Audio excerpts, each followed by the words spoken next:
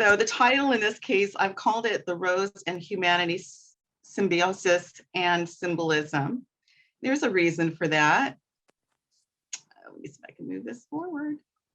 The topics that I'm going to kind of cover are our symbiotic relationship with the rose, because it's been with us for so many thousands of years, and we've had this sort of conventional way of looking at the rose and interacting with it, both historically, politically, and socially.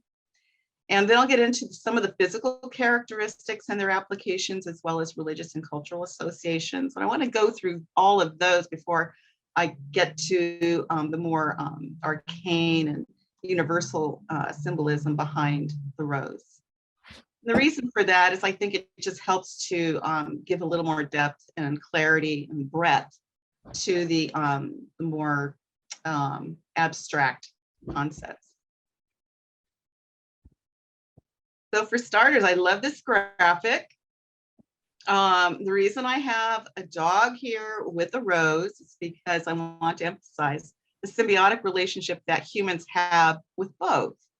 And I'm just going to be reading my notes, if that's okay with you folks. Dogs have been man's best friend for at least the past 15,000 years. Science now shows that this symbiotic relationship has been as beneficial for humans as their canine companions.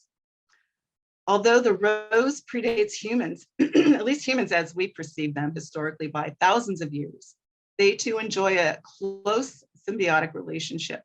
Roses have survived through the ages alongside their human companions, and our reverence for them has been expressed not only through their cultivation, but through song, art, literature, architecture, and multifaceted symbolism, both socially, politically, scientifically, culturally, and religiously.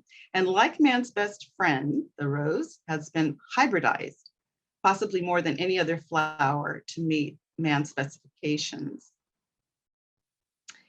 In this slide, I've shown a flower, a rose that grows wild, and it shows 5 petals. And what they've managed to basically know about the longevity of these roses is that they've been around for a very, very long time. Fossil history says 35+ million years. All roses originated in the northern hemisphere. So if there's any growing in the southern hemisphere, it's because they were brought there. Their cultivation began over 5,000 years ago in Asia, and they were used primarily for medicinal purpose and devotional practices. And it's in ancient Asia that hybridization to create varieties of color, frequency of bloom, scent, and size actually begins. And that is also because the demand for them was increasing with trade and everything. Currently, there's about 30,000 varieties of roses, and that number is actually up to debate, I think primarily because there's question about how to categorize them. But originally, they were 5-petaled. They were annual bloomers, so they didn't bloom, all the time, and they were resilient more than today's roses to harsh climate and barren soils. They were disease and pest resistant and possibly much more medicinally effective. Because when we grow something and then hybridize it to do other things, that energy is getting redirected in other directions. So it may have lost a lot of its intended purpose by nature. Some of the ancient practical uses that have survived to the present include, in ancient Egypt, they found petrified rose wreaths at ancient tombs in Egypt, and remains of rose hips in parts of Europe have been excavated. Roses were traditionally used for celebrations, burials, medicinal purposes, and as a natural perfume. And there was also some speculation that Cleopatra used roses and rose oils to lure her lover, Mark Antony. In Rome, during the Roman Empire, rose petals were used in many ways, including rose water baths, during celebrations, for beautification, and for medicinal purposes as well. And I think I also read too somewhere that they used it for beautification, not just externally, but women used it because they thought that it would reduce wrinkles. That's probably something that's continued to today. And Roman nobility set out to establish great public rose gardens, as well as many other infrastructure, as a symbol of their strength, nobility, and prosperity of the Roman Empire. I actually wonder if this one picture here isn't lilies and not roses, but they're red. So there's all sorts of conventional symbology behind roses that we use today. I'm not going to read this whole thing, but I want to emphasize the red rose as symbolizing romance, love, beauty, and courage, with the thornless red rose meaning love at first sight. But the thornless rose, as we'll learn a little bit later on in this presentation, also is supposed to symbolize purity. I also want to talk about the white rose here, for it stands not only for innocence and purity, but it also secrecy. The ancient Greeks and Egyptians used the rose as a symbol of secrecy. Initiates into the mysteries often wore roses during ceremonies, confirming their loyalty to the secrecy of sacred teachings and practices. In many countries today, roses hang over entryways to meeting rooms, and also not just entryways, but actually in the meeting room itself, indicating strict confidentiality. I just wrote in there, whatever happens in Vegas stays in Vegas, because I think it has the same meaning. But the term sub rosa actually stems from that practice. It's Eugene's waiting again. Oh, I'm sorry for the noise. By the way, I live on a boulevard with all kinds of noise, so I'm sorry for the background. Here's something I knew absolutely nothing about, that florography is the language of flowers. So what that basically means is there's a whole expression of how to arrange flowers, what to arrange them with, what colors to use, what bases to use, as a whole syntax. So if you're trying to convey a message to someone, you can do it simply by knowing what the rules are, what the syntax is. So it was especially practiced during the 19th century, during that very Puritan era when it could be dangerous to come out and say what you felt. So flowers were used a lot of times in these specific types of arrangements to convey words that could not be spoken.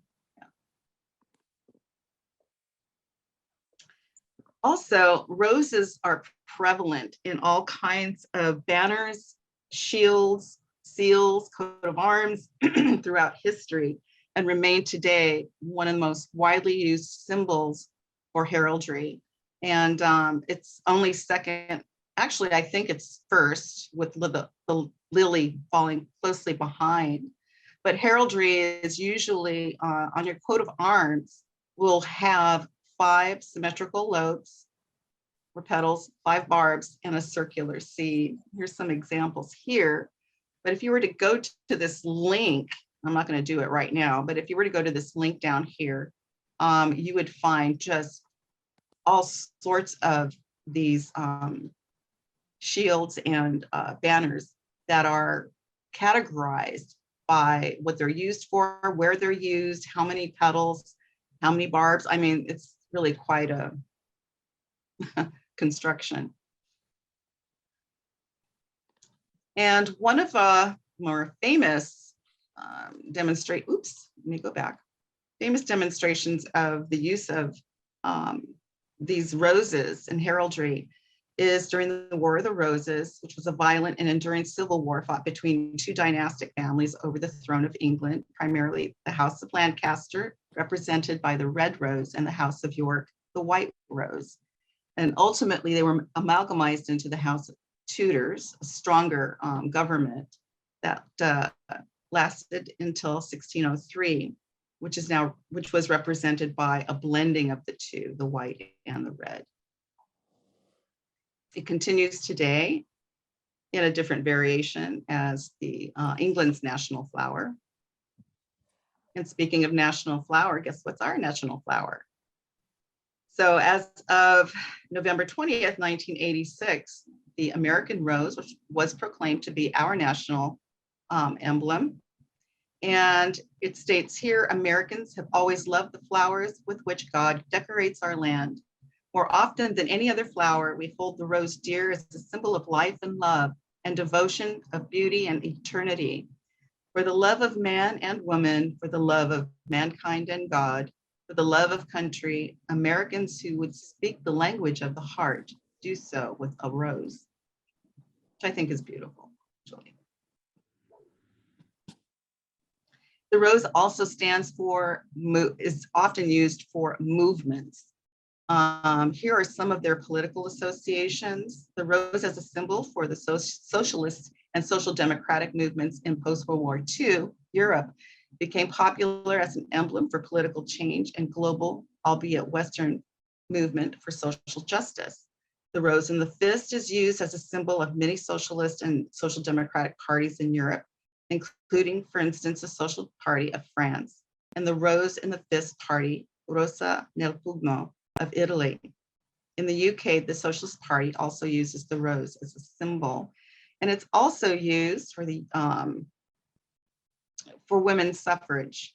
And speaking of women's suffrage, I wanted to actually present this quote from Helen Todd, who was a leader in our suffrage movement here in the United States, a factory worker herself. She wrote, "Woman is the mothering element in the world, and her vote will go toward helping forward the time when life's bread, which is home, shelter, and security, and the roses of life, music, education, nature, and books, shall be the heritage of every child that is born in the country and the government of which she has a voice."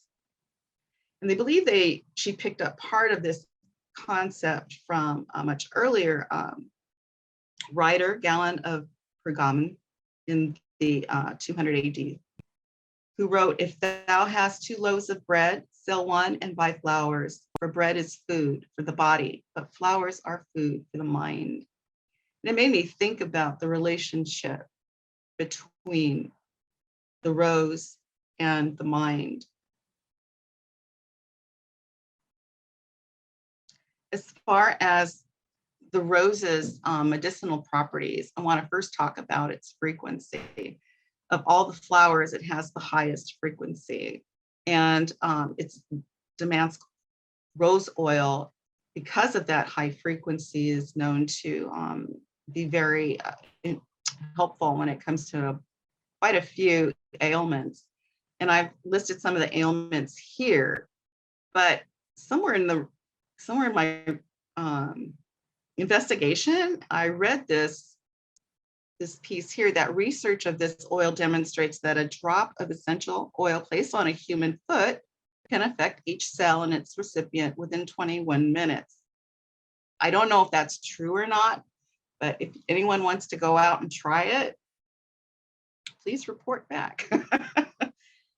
But anyways, its frequency aligned with nature positively impacts our own bioenergetic makeup.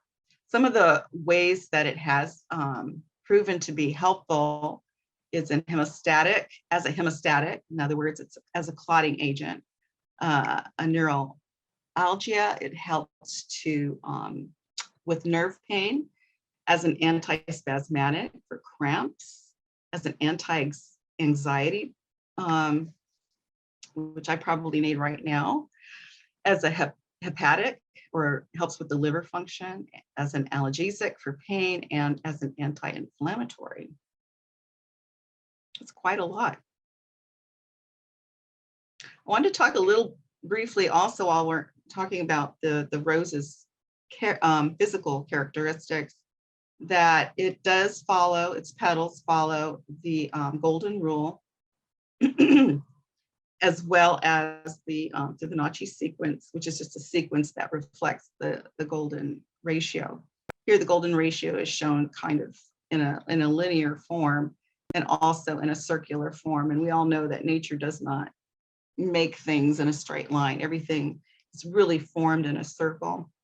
The Fibonacci sequence is demonstrated by the development of the rose petals, and that each new set of petals grows in the spaces between the previous set. This means simply that each new petal systematically is the sum of the two that came before it. The growth pattern allows light and nutrients to be evenly dispersed. So if you take the mathematical relationship of any two adjacent rose petals and divide them, they will always come out to phi, or 1.618. But what I've done here is I've just given an illustration of what the Fibonacci sequence basically is. And probably most people already know this, but let me just go through it for those who may not. So what it is a basic counting. So you would take 1 plus 0 is 1, 1 plus 1 is 2, 2 plus 1 is 3, 3 plus 2 is 5, 5 plus 3 is 8. And I think you get the point. 8 plus 5 is 13, 13 plus 8 is 21, et cetera, all the way to infinity. But what I've taken here is the double numbers, and I'm going to parity reduce them for you, which just simply means I'm adding the two numbers together to get their root. 1 plus 3 is 4, and I put the 4 here on the bottom. 2 plus 1 is 3. 3 plus 4 is 7. 5 plus 5 is 10. Of course, we know 1 plus 0 is 1. And 8 plus 9 is 17, but 1 plus 7 is 8. And let's see, where are we? 1 plus 4 plus 4 is 9. So 9 is here. Anyways, I've done this all the way through to 610. 610 is 7, right? Because 6 plus 1 is 7. So let's look at these numbers. 4 plus 3 is 7. 3 plus 7 is 10. So we put our 1 down. 7 plus 1 is 8. 1 plus 8 is 9. 8 plus 9 is going to be 17, which 7 plus 1 is 8. So the same sequence is happening even when we parity reduce this. And the point of it is to prove that numbers go in circles. They don't go in straight lines. They always go in circles. That's just what nature does. So there's no magic about it. It's just simple logic. Okay, moving on. Did everybody get that okay? I don't hear anything. Oh, well.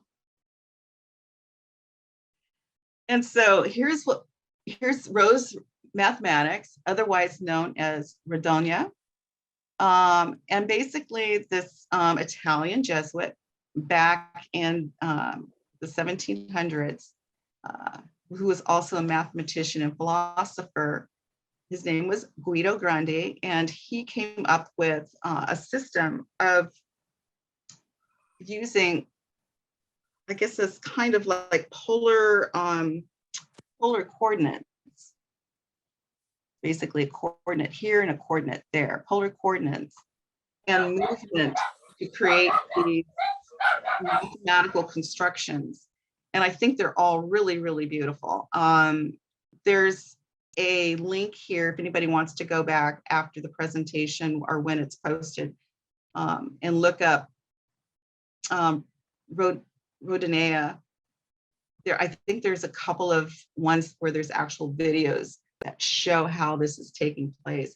And in fact, if you can go on YouTube and look for Rodinea, there's one with a song that attached to it. There's no words, it's just a song or music. And it shows you how this spirals into these beautiful effects. And this one here, Rodinea 4/5, if we go to 4 and then down to 5, this is where it's located. It's really a great example of the circle of life we're going to talk about in just a moment. Or I should say the flower of life. So the flower of life as a symbol is said to hold the sacred pattern of the universe and represents the expression of all forms from atoms to great galaxy clusters. Several other sacred geometry symbols are actually closely associated with this flower of life. They actually are extracted from it, including the tripod of life, which is not exhibited here. but it's basically the three circles that intersect. The Vesica Pisces and the Kabbalah tree of life. And also the Platonic solids are derived from these sacred patterns. And I wanted to share this because I just think it's so beautiful. If we want to just sit and look at it for a moment. Here, Hubble is pointed at a pair of interacting galaxies. And the larger of the spirals has a disk that is being distorted into a rose-like shape by the gravitational tidal pull of its companion galaxy. But I just love this picture, and it really shows form. So if anybody out there thinks that the universe is just a random bunch of matter that just sort of out of nowhere came together and has no form or law attached to it, I don't see how they can. It is all informed, it is all law, and it is all very perfect. It knows what it's doing.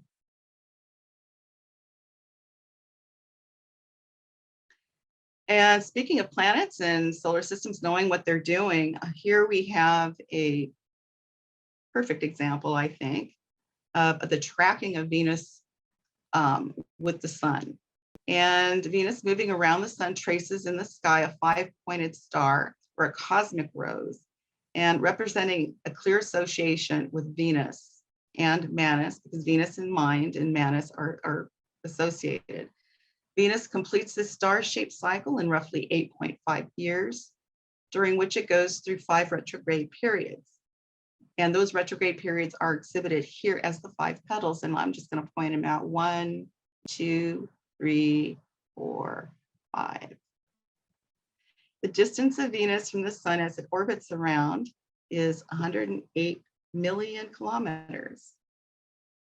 And I just wrote down here that the primordial goddess Venus is associated with the pentagram or Manus, also representing the feminine aspect of harmony and proportion. I'm gonna move this over here. Okay, the rose and religions throughout the world. The rose concepts are all over the world, and they hold a very high regard in many religions. Most of the world's religions associate the rose with life unfolding and spiritual growth, not much unlike the lotus. In Greek mythology, the rose symbolized eternal love and is tied to Venus Aphrodite. In Islam, the rose is considered the flower of heaven. Muslims recognize the rose as a symbol of the human soul, the fragrance of which focuses the heart and mind on spirituality and the divine. In mystic Judaism, the rose is used as a metaphor for creation, with each petal unfolding from the center out. In medieval Spain and Portugal, the rose symbolizes union with the divine, a belief that likely stems from the Persian and Islamic influences. And Hindus carry a string of beads, their version of the rosary, and use each as an indication of prayers said. And what we have, the pictures here, this one was taken in 1910 of the Kiswa. The Kiswa is the covering over the Kaaba in the center of, in Mecca. So every year, every Muslim is required to at least make one trip here to Mecca to circle along around this center shrine. The shrine is covered with this very intricately designed kiswa, and this textile is sprinkled with rose water. There's a very strong symbology between the rose water that almost like sanctifies it, and this whole process of walking around the center shrine. Probably other people have a little more to add to that, but I wanted to include that because the rose water plays such a important role. And here we have a couple of rosaries. I just wanted to give us a little history or some information with regards to the rosary, which also is known as crown of roses. Originally, rosaries were made up of dried roses or rose hips. Traditionally, rosary beads have 15 sets of 10 beads known as decades, which represent 150 psalms. More commonly today, rosaries consist of 59 beads, which parity reduces to 5. I don't know if that makes a difference, but the rosary is used in prayer, meditation, and atonement, each bead representing a prayer, usually in honor of Jesus's teaching, the Virgin Mother, Virgin Mary, and other venerated saints. In the yogi tradition, a similar construction of beads that I'm sure that came about far earlier than the Christian rosary, is used to assist the yogi during meditation and the recitation of mantras.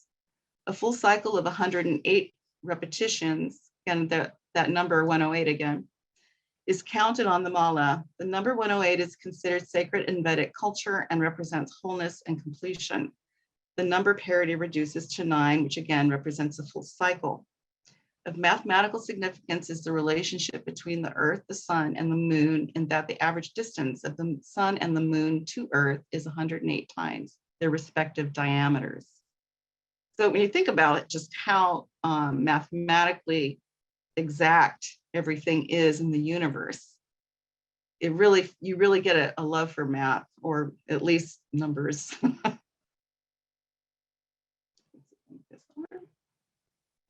Okay, so in the proem, HPB writes of the primal awakening. She writes, the sacred symbolism represents it, or primal awakening, as a perfect circle with the root point in the center. The sign was universal, therefore we find it in the Kabbalah also.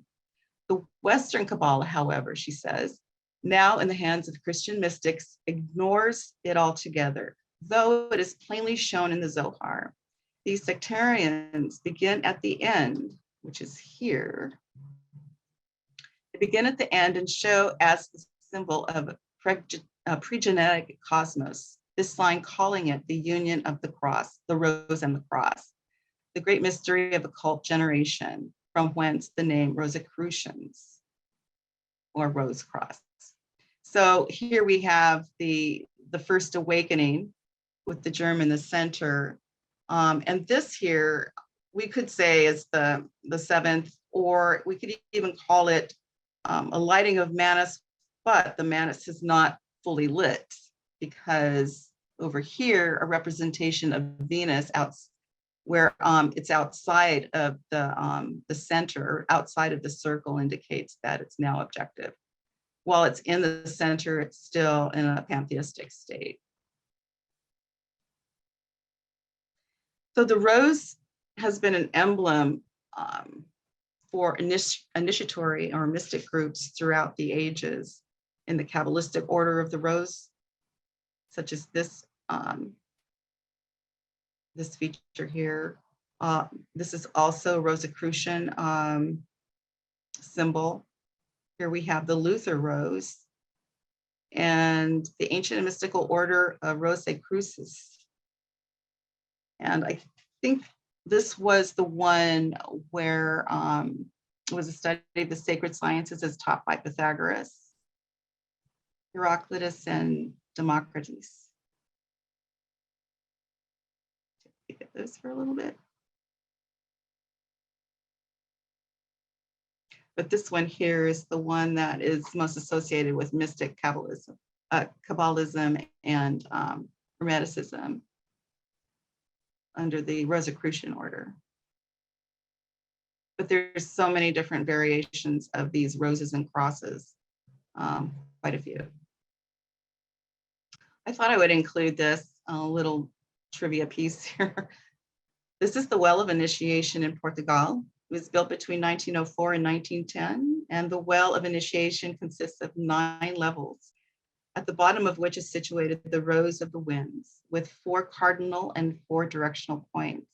It is built on the estate of a Portuguese businessman, Antonio Carvalho Monteiro, who was a Freemason. In addition to the Well of Initiation, the grounds also feature mysterious parks, sacred rooms and tunnels, many of which feature symbols associated with Masonry, alchemy, and Rosicrucian and Hermetic mysticism.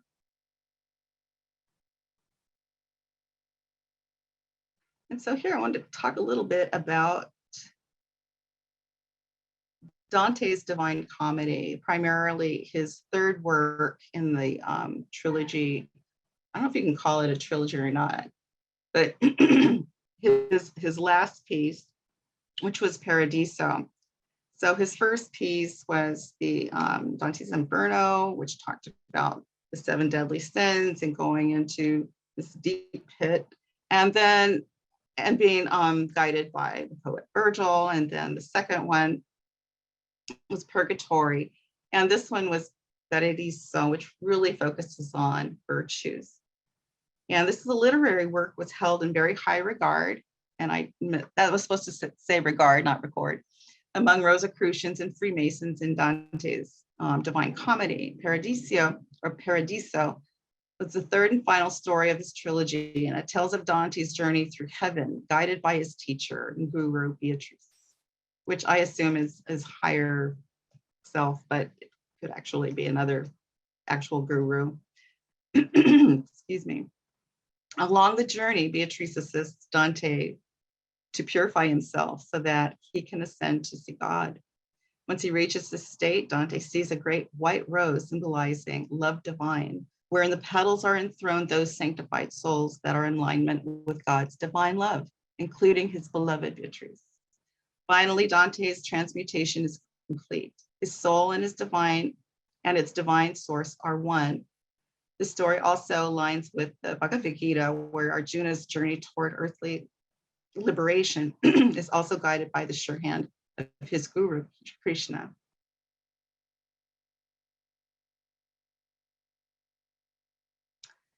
And just some brief comparison between the lotus and the rose. Just like the lotus was the flower of the East, so we can say the rose is also the flower of the West, or at least that's the way some folks have interpreted it. In Hinduism, the lotus represents the womb from which the universe is born. And for this reason, it is often considered a cosmic progenitive relating to the universal mother. The lotus also represents man's struggle to reach enlightenment through self-conscious means. As the lotus emerges from the mud and the mire, it is said to transcend beyond the murky waters for the light and into the purified state, or oneness with the divine spirit. The lotus, with its central point that expands outward, symbolizes the outward march of life through the all-guiding force of nature and her informing law. The physical plant, like a mandala, is meditated upon by those seeking spiritual knowledge into the inner hidden workings of divine nature, the Deva Matre, or the cosmic matrix, from which all existence emerges. Similarly, the rose's mandala-like form inspires not only cosmic regeneration, but further symbolizes the struggle through the thorns of man's journey or return toward divine wisdom through self-conscious existence. The thorns may also convey man's sacrifices along the path of renunciation, and the blossoms representing his earned blessings.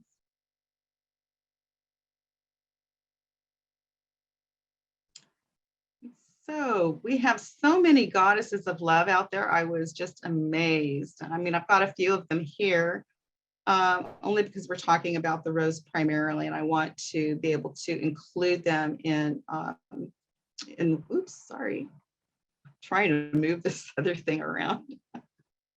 And I'm trying to include the rose's interrelationship with these other characters in mythology. But the mystic rose is actually associated among Christians with the Virgin Mother as a representation of purity, divinity, and eternal love. It was also assigned to Mary Magdalene and Eve, as well as several female saints. But the Virgin Mary was plainly derived from more ancient characters representing cosmic regenerative nature. I have a few of them listed here.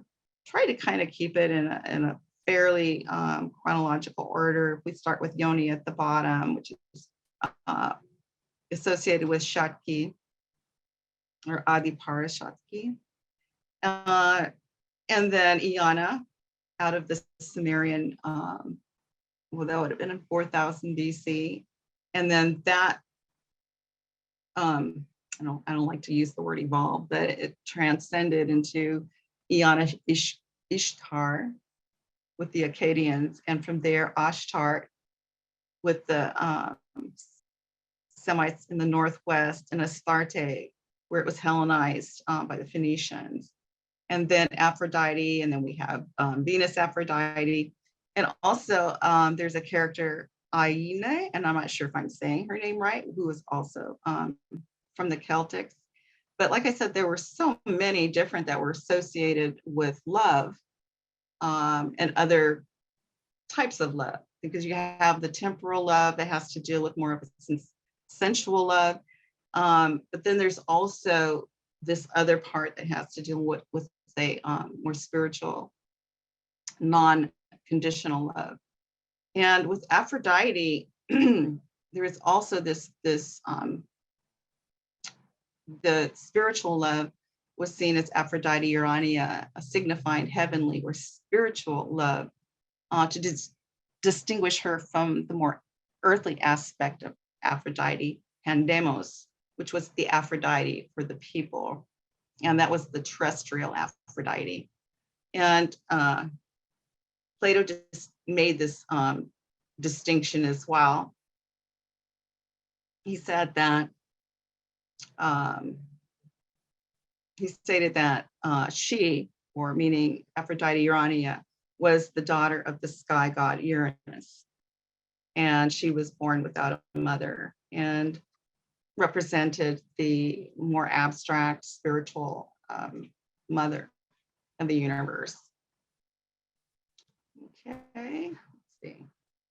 Oh, I also put down here at the very bottom, just as a question, we talked about all of these goddesses of love, but interestingly, most of them are also gods of war. And I'm just wondering about that dichotomy. Excuse me. It might be for another day, but I think it's an interesting idea to look at.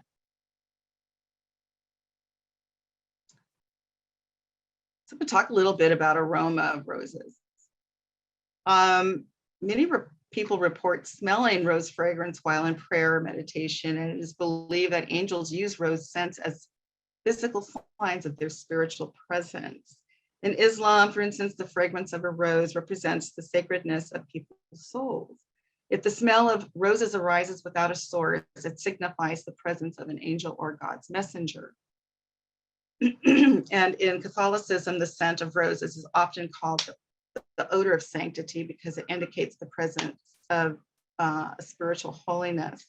And I think this kind of runs a nerve, it sort of hits a kind of an emotional nerve with me, because I lost my grandmother many, many years ago, but she always wore rose oil.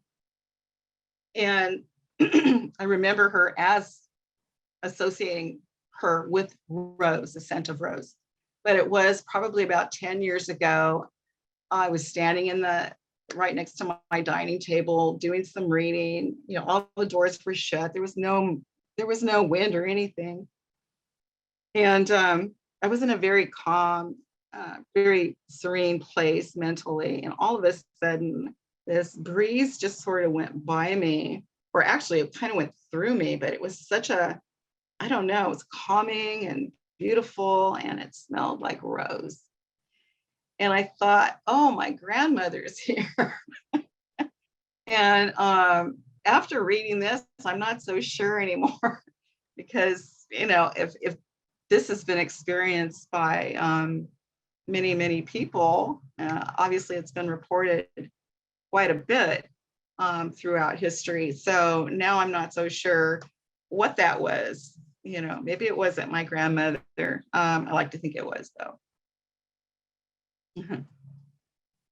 So in summary, that's a little ditty here that I wrote. I wrote damnation and salvation, judgment and mercy, suffering and bliss. All dual conditions are symbolized in the thorned rose. It is plain to see that the rose and its 5 petals correspond to man, Manus, Venus, and universal proportion. But the rose also tells the story of Prometheus. After stealing fire from the gods to give to humanity, or the lighting of Manus, Zeus, the king of all the gods, sentenced Prometheus to an eternity of suffering. Chained to a rock symbolizing earthly existence, he was forced to endure eternal torture as Zeus, represented as an eagle, feasted slowly on the liver of the bound Prometheus.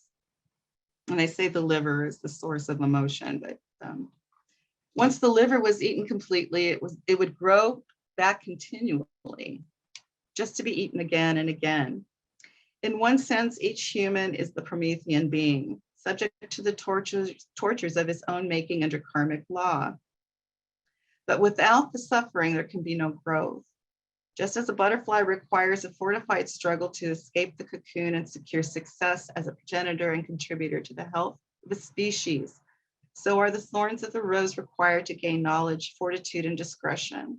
In doing so, we return to the rose's center, the source of all life, the chalice of divine compassion. And to end it all, I just thought, I love this poem or this saying from Sufi teacher, Brother Khan, who writes, just as the rose consists of many petals held together, so the person who attains to the unfoldment of the soul begins to show many different qualities. The qualities emit fragrance in the form of a spiritual personality. The rose has a beautiful structure, and the personality which proves the unfoldment of the soul has also a fine structure in manner, in dealing with others, in speech and action. The atmosphere of the spiritual being pervades the air like the perfume of a rose. And that's the end. I hope you're still awake. Oh, wow. Thank you, Desiree, so much. That was so rich and so manifold. Like so many petals were unfolding as you were speaking. I see a big smile on David's face. I like to see smiles. It was beautiful, Desiree. Thank you. Thank you. Does anybody have any questions or contributions or? Oh, go ahead. I was just wondering, Desiree, if you could say a little bit more. It was beautiful. I loved it.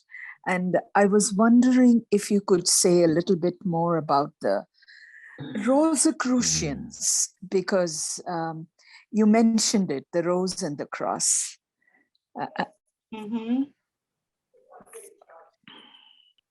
Well, of course, it's from the mysteries and Hermeticism and a secret society that sought to understand what I like is really the math behind nature, along with a very spiritual kind of reverence for that nature. I'm not exactly sure, how different societies, because there's so many different ones, especially today, how they've evolved. I'm not a Rosicrucian myself, but it seems like much of their education is based on understanding the math of the universe, the architecture of the universe. If somebody else can help. Thank you. That helps a little. Thank you.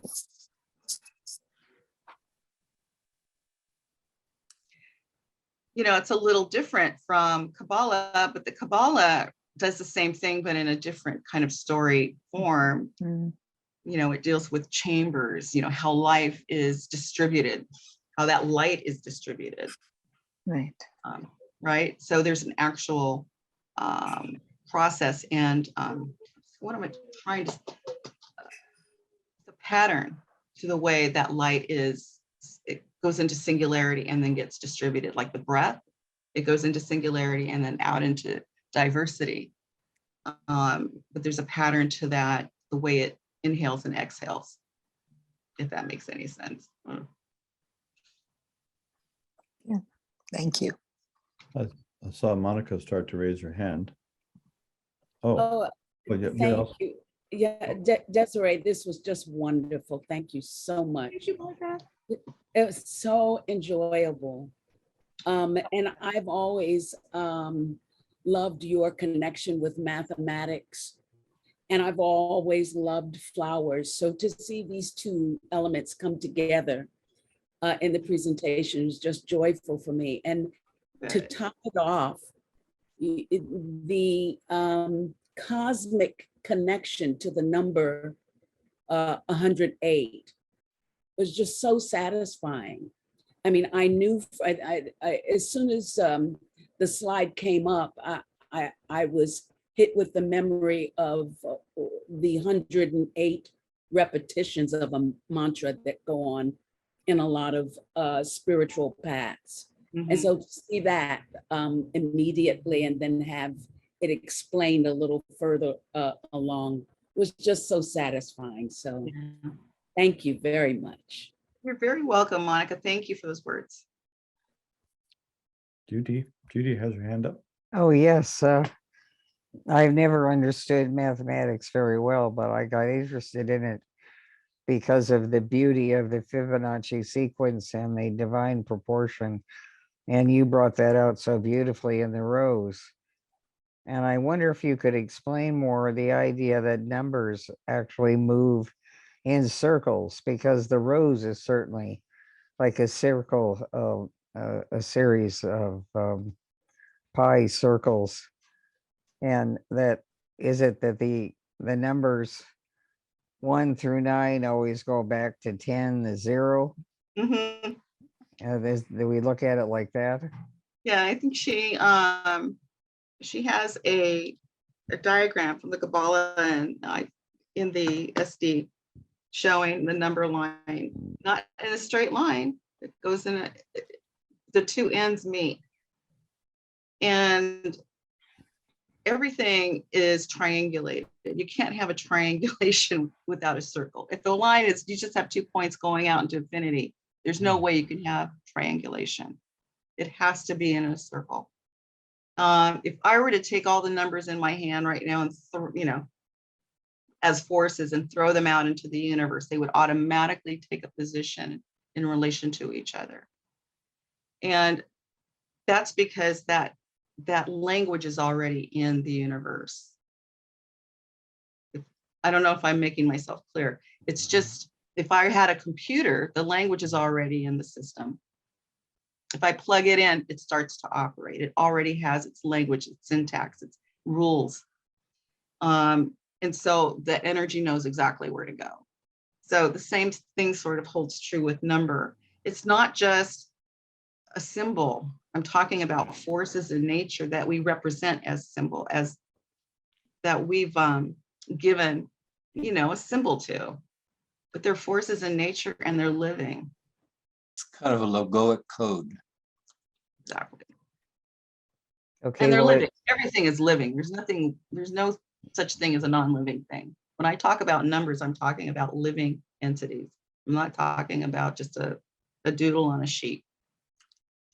But the point I was just suggesting is you very fascinating about if you just disperse forces in the universe, they form sets of relationships with each other. And that's built into the system because It's already there, yeah. it's logoic intelligence and the code, so to speak, of unfoldment and of participation in manifestation. And it's beautiful. Yeah.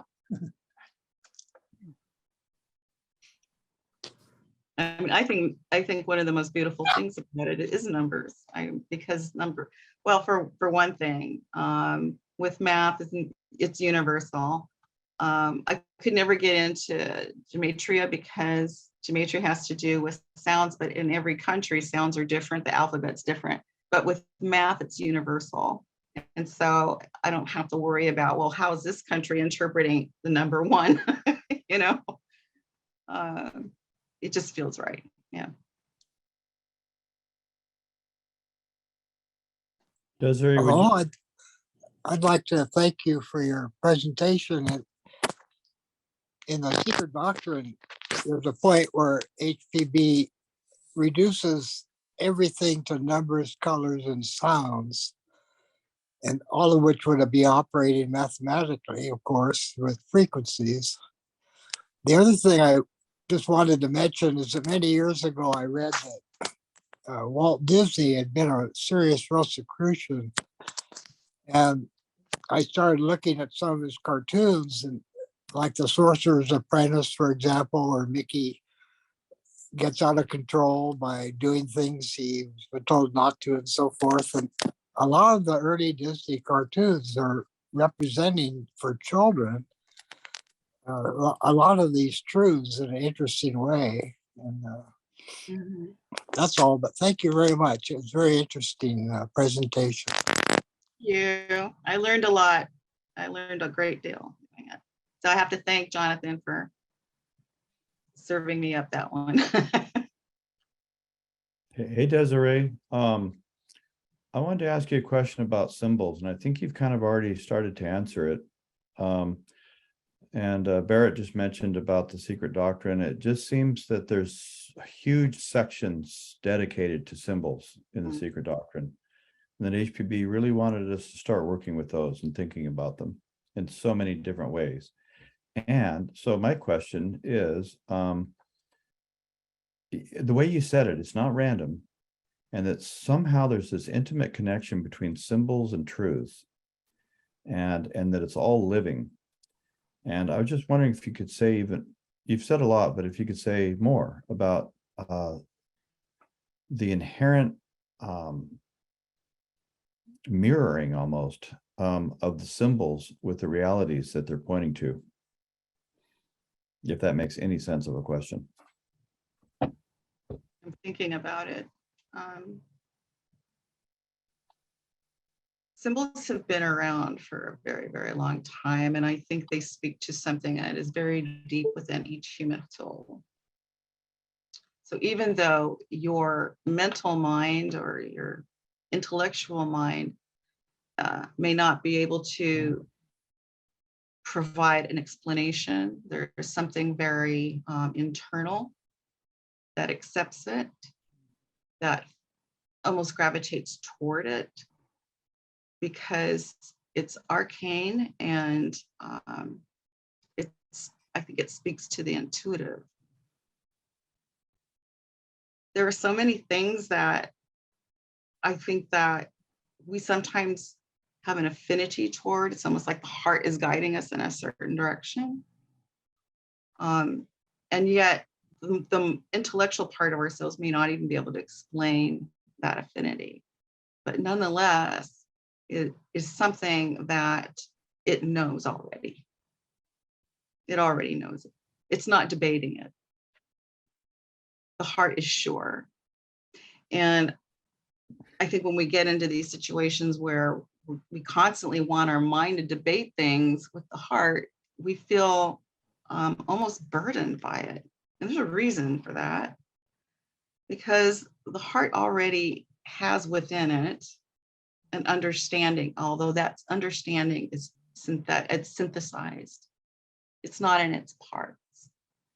The mind tries to pull it apart so it can look at its pieces and make sense of the connections between the pieces. But once you do that, you kind of lose a little bit temporarily, not permanently, but you lose a little bit of the feeling. That it's not like a feeling like an emotion, but more like a aha-ness. But that is something that the mind and the heart over eons of evolution has to work on. I like to think that even though we have Manas and we're able to think objectively, We're able to see that our subject is here and our object is there.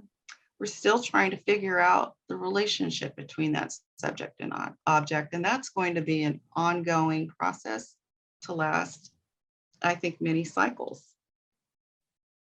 Because even though we think we understand that relationship, we really don't. We've just kind of, hit the surface. But if we follow the heart, and very slowly try to not chip away at, but try to understand that synthesized, intuitive understanding that is not always speakable, and work with that tone when we reflect on the parts, I think we have a better chance of understanding that connection between subject and object. Because remember that Bohat, karma, and perpetual motion, she refers to all three of those as the one life. And she also refers to all three of those as eros, which is love. So somewhere in that self introspection, we need to integrate that compassion as much as we possibly can, as much as our heart will allow us to. I think that is pretty much where that self-study and understanding those symbols is going to help us. Thank you. Yeah, does that help at all? Oh, just beautiful. Thank you very much for that. Any more questions for Desiree? Oh, it's not even 6 o'clock yet. It's only 5:30. We seem to have four I have- hands up. I have one if no one's speaking up. My hand's up. Can you Oh, hear me? Can you- yeah. Oh, yeah. Oh, yeah, Desiree, you showed so much of the rose and the beautiful like swirl of the flower and all of that. I was wondering one term that is certainly mathematical that I'm not sure if you mentioned is the idea of the spiral in all this, the spiral movement. Maybe you could say something about that, because I know it's all through nature, in the galaxies, hurricanes, everything. There seem to be spirals everywhere. Yeah, so I think a little bit of that was in the Rodinea slide, because in that there was a math-based equation that actually predicts the.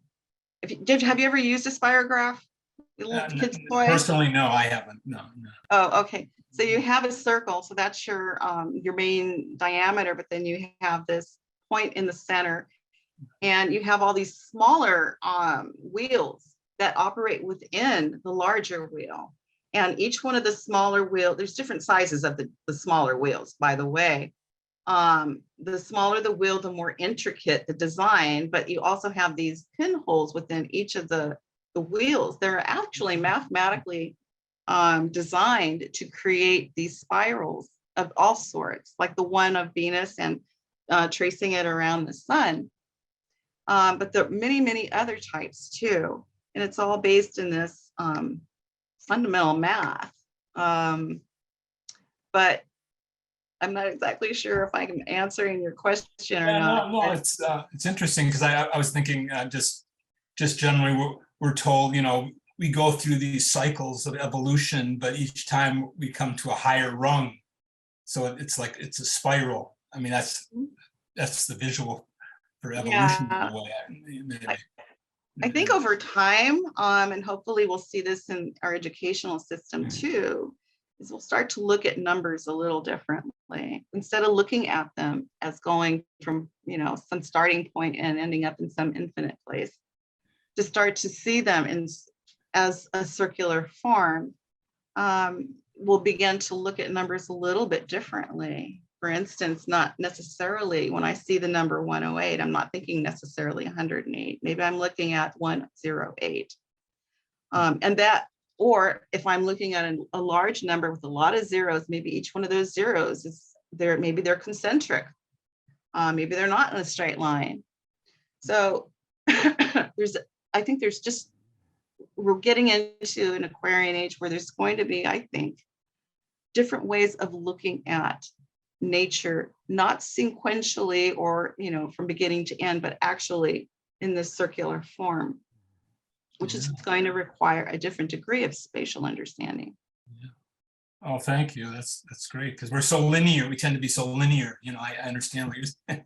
And we don't have to be, Right. We don't have to be. And we shouldn't be, because Right. nature doesn't do things linearly. Marlon? Yes, thank you very much. This is most interesting. The images of the symbol of the roses, most of them have 5 petals. So I was wondering if you could speak to the symbolism of 5, but also the symbolism of the figure 5, and sometimes, depending on how one writes it, the mirror image 2 and 5. Could you speak to the symbolism in that? I'm not sure I can, but can you? Not to put you on the spot, but Yeah, really, thanks a I'm lot. anxious to see what your thoughts are on that subject. Well, I don't know. I was thinking, I was hoping to have you answer those questions for me, but of course the 5 senses are the physical senses, and then mind, as HPB points out, is above that, and so on. But it's also the 5th race. So the Atlantic race was the 4th, and now we're in the 5th. And I'm just really curious about the 2 and the 5 and 3, actually, 2, 3, and 5, because those numbers pop up a lot. 23, 32, they add to 5. Mhm. So I was just curious if you could add to anything. Well, I'm more, if I were to put down the number line, I end up with pairs that look more like, let's see, 1, 2. We have our circle with the line down the middle. So it represents the 1 from the no number, the number from the no number, the 1 from the 0. And then you have your 5 and your 6, you have your 4 and your 7, and you have your 3 and your 8, you have your 2 and your 9. So I see them paired a little differently based on the number line. And there's But also, all numbers have a purpose in relation to each other. yes, also Da Vinci's figure of the man is a 5-pointed star within the circle. So there must be something about that 5. Well, it stands for Manus. Everything tells us it's the lighting of Manus. It's very Promethean. Thank you. Yeah. But I did want to say a little something about that circle with the cross in the middle. When I mention that, it's still in a pantheistic state. It's only when it comes out of that pantheistic state, this cross is outside of the circle, that it becomes truly objective. Because even though Manus is lit, it takes time for that consciousness to get out of a dream state. I mean, it takes quite a while. Yes, that's very interesting. It's a phallic symbol as well, when I think it has to do with the reproductive process in human nature versus, say, the reproductive process in floral nature, something like that. Interesting. I would also like to be so bold to say that it's a vaginal symbol as well as a phallic symbol. Yeah. Because I think there's something about the rose that symbolizes the sort of the ultimate romantic love and sexuality, sort of the opening of the flower, The gateway. which women will understand very well. I think men will too. Well, I think men were women in previous lives. Yes, it's more sensitive. Men. I'm sure I've been a man more than once. It's been commented on that it's like a gateway, spiritually speaking, too. Does the existence of flowers prove the existence of masters. I read this in some theosophical writer of judge or someone. I mean, not just the rose, but flowers themselves. I mean, someone who's not spiritual intuitive will think this is just nonsense, this kind of analogy. But I think every bush, tree, in a sense, has its flower, although some rose bushes I notice don't produce roses. I have one that produces a lot, and one poor little bush just hardly can't seem to make it. Even though I feed it and give it water, it just doesn't produce any roses. But is there some kind of a proof? Even the introduction to this talk mentioned something to that effect. That flowers are an indication that there are masters. Yes, or beings that we would consider perfected or have transcended our problems in life, at least. I mean, I'm sure they have their own, but they're not like us. Well, I think evolution's self-evident. So Yes. to me, there has to be, this is no end. If life is circular, there's no end. No, I think so too, but it's very hard to convince a materialist or someone who isn't spiritual of this kind of analogical argument. But thank you. When I was up in the plane, and we see up every so often, you'll see a rainbow, and it's a circle, right? If you see the whole rainbow, it is a complete circle. But we only get to see, typically on here on Earth, an arc. And when people look at their lives, they're seeing just a sliver of that arc. And so to them, it looks like a line. If they were to stand back, they would see the whole circle. You see. Maybe remembering our dreams, we would see the whole circle. Yeah. Yeah. So at least I hope that, as we march into the Aquarian age, we'll see more and more of that memory, people will begin to remember they might even come to them as just continual dreams, but they'll begin to remember segments of past experiences. Yeah. Oh, Desiree, you might appreciate this. And Jonathan, since you have this whole series on flowers, there's I go to I live in Brooklyn Botanic Garden. At the entrance to the children's garden, it says, "He who hath," I wrote it down even, it says, "He is happiest who hath power to gather wisdom from a flower." Oh, that's beautiful. Yeah, that's from a poet. Yeah. Before we go to Anthony's question, I just wanted to read something from the Light in the Path, if I could be indulged at. First of all, technically our meeting is ended, the time is done. However, if Desiree would be so kind as to hang out another, 15 minutes or something like that, we can take out. You're okay, you're cool with that? I'm cool. Okay. All right, let me read this little thing from the Light in the Path in relation to Judy's question. First of all, I hit Light in the Path and I typed in flower and 9 entries came up. So those are pretty cool. And then one of them came up here that says, he's talking about, or the author is talking about, why are the adepts so reclusive, you could say. And then it says, because he, meaning adepts, spiritual beings, is part of the great whole and one of the most valuable parts of it, because he lives under laws of order which he does not desire to break. His life is not his own, but that of the forces which work behind him. He is the flower of humanity, the bloom which contains the divine seed. He is, in his own person, a treasure of the universal nature, which is guarded and made safe in order that the fruition shall be perfected.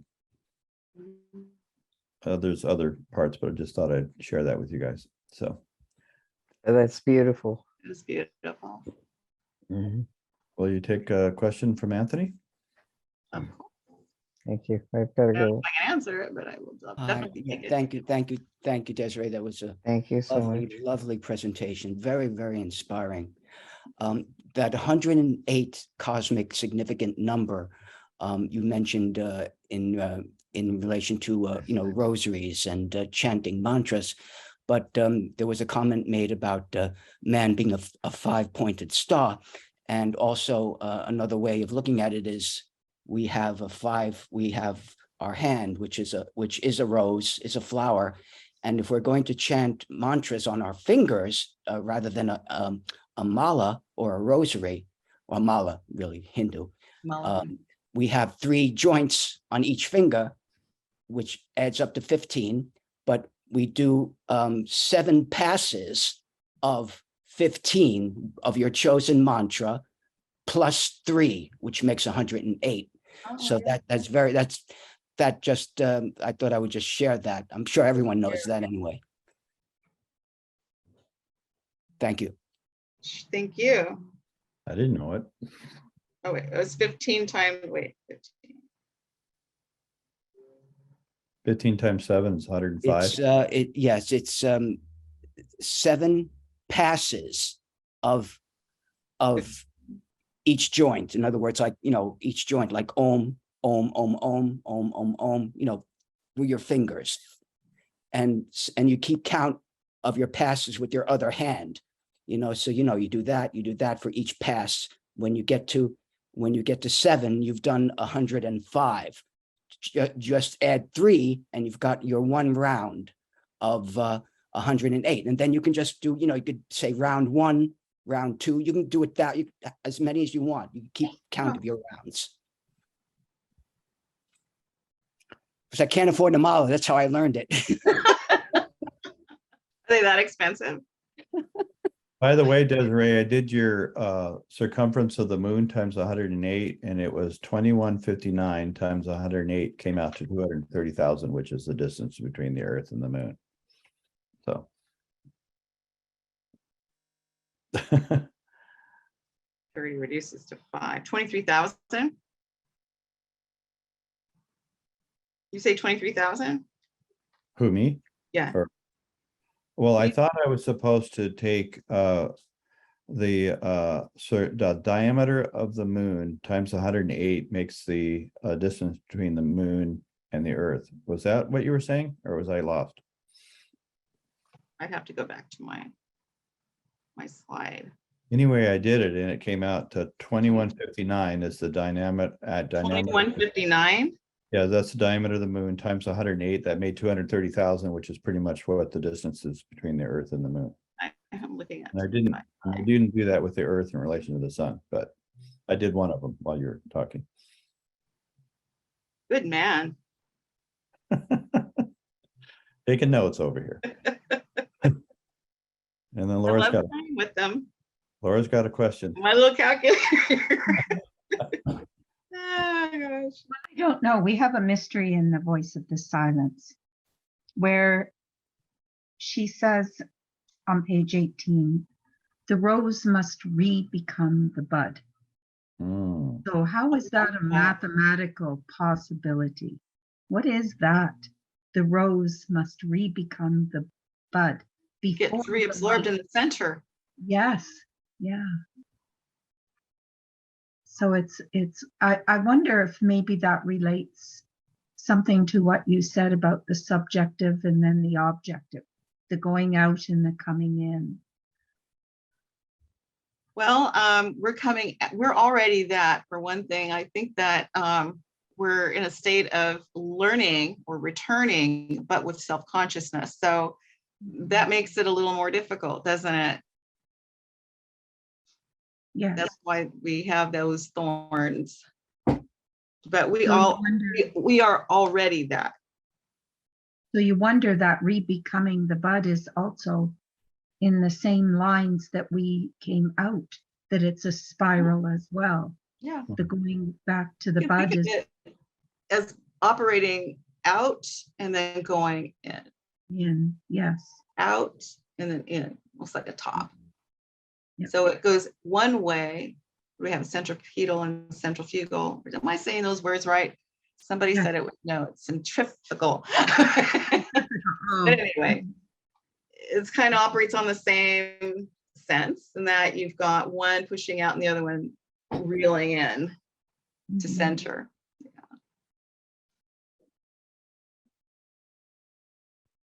That's a good tip right there, I think. Cool. I had a question about the fragrance of the rose, if you're, when you might be ready. I'm ready. Okay. Remember how you were talking about your grandmother and so forth, and that could have a dual meaning? It really could have kind of like been your grandmother, but it was also, it was a symbolism that you were exploring, not symbolism, but a phenomenon that there's this idea in Christianity and also Islam, I think you were saying, where there's the fragrance is really having to do with soul and so forth. And there's the idea that you spoke about the angels. When the angels are present, then there's the fragrance there. And this might be kind of an out there question, but I was thinking of when there's some people, when they go through a spiritual experience, they hear bells, they hear tones, they see different diagrams, images, visions, and so forth. Yeah. I was just wondering if this fragrance was kind of a synesthesia of that would correspond to these sounds and visions, perhaps. I can only just relate my experience because, I just didn't have any other way of thinking of it other than it was my grandmother, because she always smelled like rose. So when I was doing this research, I learned a lot of things that I never knew. And one of them was this. So I had to stop and think, well, was it my grandmother? Or was it just some, I don't know. We brought the question in, and it had never been a question in my mind before. I never questioned that it was my grandmother until just recently.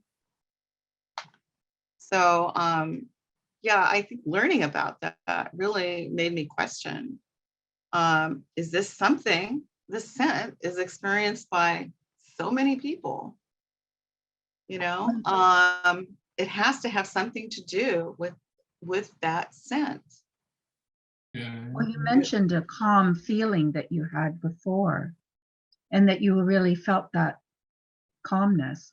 And so when we think of Devachan, it's not out there somewhere else. It's all around us. And so when we have that calm feeling, we are lifting ourselves up to a higher state of awareness.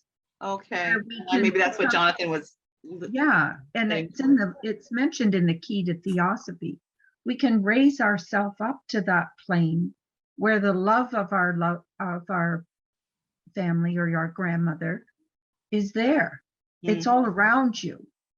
And you have to sense it. You have to be in that higher state. Yeah. Well, scent is also maybe of all the five senses, the strongest sense that triggers memory. Yep. Yeah.